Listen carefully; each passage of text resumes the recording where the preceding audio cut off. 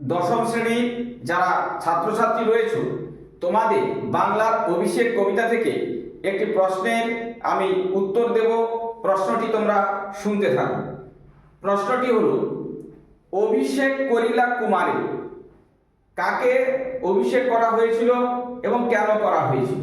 তাহলে এই প্রশ্নের উত্তর দিতে গেলে আগে আমাদের দিতে হবে কি না, উদ্ধৃত উক্তিটি মাইকেল মধুসূদন দত্তের অভিষেক নামক কবিতা থেকে নেওয়া হয়েছে, যেটি মাইকেল মধুসূদন দত্তের মেঘনাদ বধ কাব্য থেকে গৃহীত।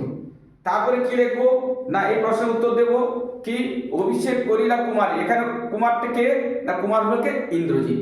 তাকে কেন অভিষেক করা হয়েছিল না, যুদ্ধক্ষেত্রে যাওয়ার জন্য। আর ওই অভিষেক করার জন্য কি প্রয়োজন হয়েছিল না, গঙ্গোদক। গঙ্গোদক কথার অর্থ কি, গঙ্গা জল। নিশ্চয়ই তোমরা বুঝতে পারলে। আর যদি বুঝতে না পারো তাহলে অবশ্যই তোমরা কমেন্ট করবে। আর যদি বুঝতে পারো চ্যানেলটা ফলো দিয়ে সাবস্ক্রাইব করে পাশে থাকবে পরে এইরকম সুন্দর সুন্দর প্রশ্নের উত্তর পাওয়ার জন্য।